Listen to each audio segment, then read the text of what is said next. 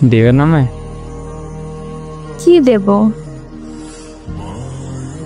আপনার চোখ দুটো। না কইরেন না, অনেক যত্ন করে রাখবো।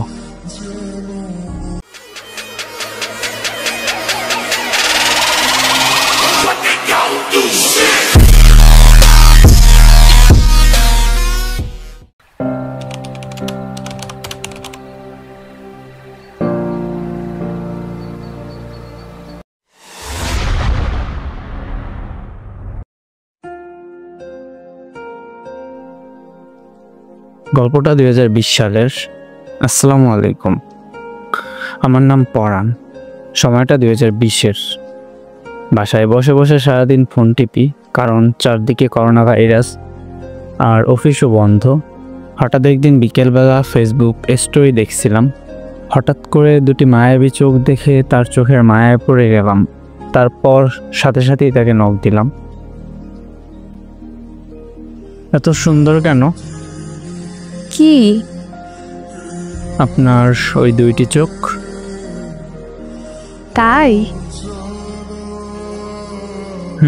দেবে নামে কি দেব?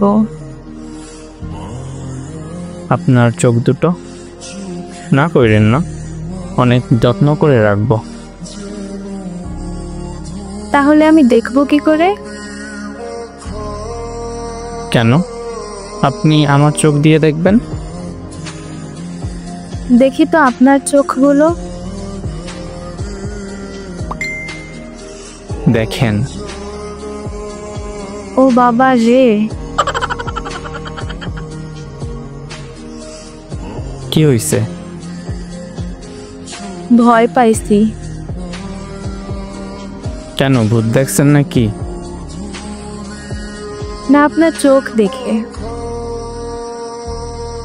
কেন, অপমান করলেন নাকি আমাকে?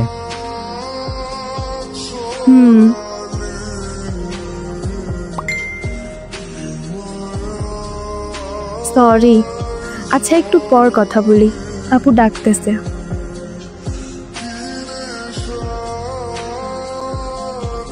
এভাবে চলতে থাকে আমাদের মাঝে কথা। তারপর 1 মাস পরে। পরাণ, একটা কথা বলার ছিল। বলেন। কই চলে গেছিলেন? খাচ্ছিলাম। ও আচ্ছা। ডাক দিয়েছেন কেন? এখন আর বলবো না। না বললে অভিশাপ দিব। কি অভিশাপ দিবেন? না বললে আপনার সব চুল পড়ে যাবে। এই না, বলতেছি। কংগ্রাচুলেশনস আপনাকে। কেন? আমিও আপনাকে ভালোবাসি। সত্যি? সত্যি সত্যি সত্যি। I love you two.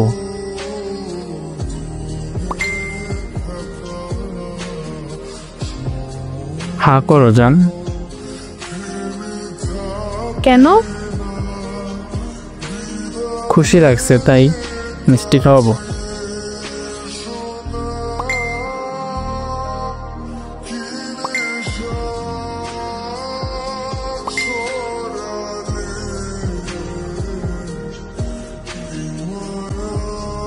তারপর থেকে প্রতিটা দিন আমার অনেক আনন্দের সাথে কাটতে লাগলো ওর সাথে। 1 বছর পর একদিন আমি ওকে ফেসবুকে সারাদিনে অনলাইনে না পেয়ে রাতের বেলা আর সিমে কল দিলাম।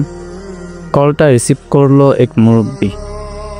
আমার আর বুঝতে বাকি রইল না এইটা ওর বাবা। তারপর কি বলবো বুঝতে না পেরে কলটা কেটে দিলাম।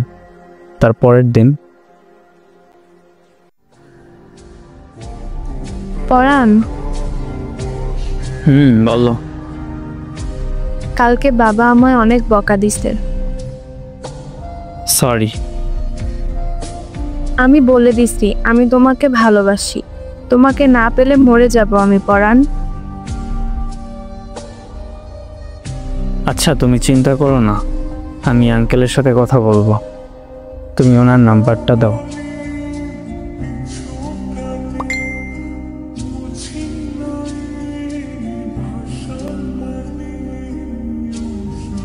তারপর ওর বাবাকে আমি কল দিয়ে অনেক বুঝালাম। তারপর ওর বাবা বলল ওনার সাথে দেখা করতে। এর মাঝে আমার পরিচয়টাও পুরোপুরি নিল। তার কিছুদিন পর হঠাৎ আমার ফোনে কল আসলো। ফোনটা রিসিভ করেই দেখি হিমিকার বাবা আমাকে বলতেছে, পরাণ তুমি কই? আমি বললাম আমি বাসায়। তারপর উনি বলল, আমি তোমাদের বাসার পাশে ভবানীপুর বাজারে আছি, তুমি আসো। আমি নার্ভাস হয়ে গেলাম, কি করব বুঝতে পারছিলাম না। আব্বু জানলে আমাকে মেরেই ফেলবে, আর দেখা করতে না গেলে উনি অনেক কষ্ট পাবে। তারপর আমি হিমিকাকে অনেকগুলো কল দিলাম কি করব এটা জানার জন্য। অনেকগুলো কল দেওয়ার পর একটা কল রিসিভ করলো।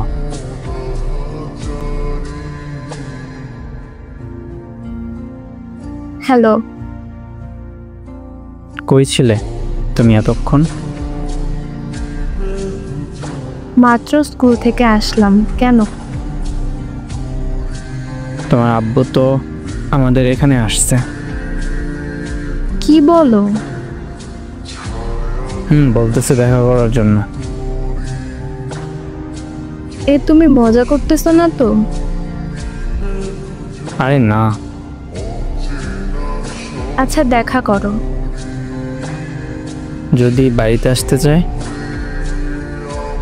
নিবা? আব্বু আমাকে টুকরো টুকরো করে ফেলবে। দেখা না করলে আব্বু অনেক কষ্ট পাবে। সেটাই তো ভাবতেছি, কি করা যায়।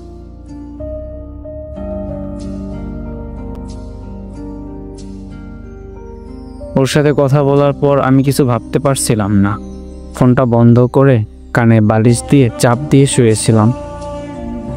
তারপর থেকে হিমিকার সাথে আর কোনোভাবেই যোগাযোগ করতে পারছিলাম না। সব জায়গা থেকে হিমিকা অফলাইন। বুক ভরা কষ্ট নিয়ে আমার কেটে যাচ্ছিল একের পর একদিন। তারপর হঠাৎ একদিন,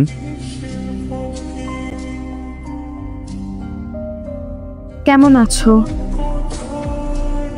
ভালো না। এই তুমি কই ছিলে? কত যে খুঁজেছি তোমায়। কেন খুঁজেছিলা? মানে কি তুমি জানো না? তোমাকে ছাড়া আমার নিঃশ্বাস বন্ধ হয়ে যায়। ভালো। কেমন আছো তুমি? জানি না। কেন প্লিজ বলো না। তুমি সত্যি জানতে চাও আমি কেমন আছি? প্লিজ বলো। তাহলে তুমি নিজেকে প্রশ্ন করো, যে মেয়েটা তোমাকে ছাড়া একটা ঘন্টা থাকতে পারতো না, সে 15 দিন তোমাকে ছাড়া বেঁচে আছে, কেমন থাকতে পারে? আমি আসতেছি তোমার কাছে। আজকেই তোমাকে আমার কাছে নিয়ে আসবো। আমি ময়মনসিংহ ব্রিজে এসে কল দিতেছি তোমাকে। তোমার কাছে হয়তো যাওয়া আমার এই জীবনেও হবে না। কেন, কি হয়েছে? আমি এখন অন্য একজনের বউ। এই তুমি এগুলো কি বলতেছো? পরাণ, তোমার একটা ভুলের জন্য আমার জীবনটা ধ্বংস হয়ে গেল। তোমাকে নিয়ে দেখা আমার শত শত স্বপ্ন ধ্বংস হয়ে গেল পরাণ। সরি রে।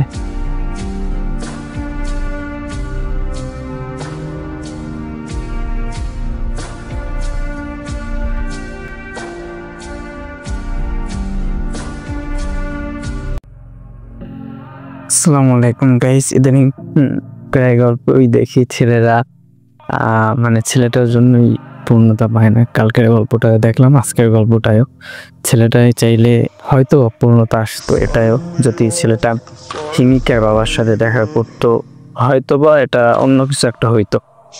যাই হোক, ভালোবাসলে একটু সাহস থাকতে হয়, এত ভীতু হইলে ভালোবাসা যায় না।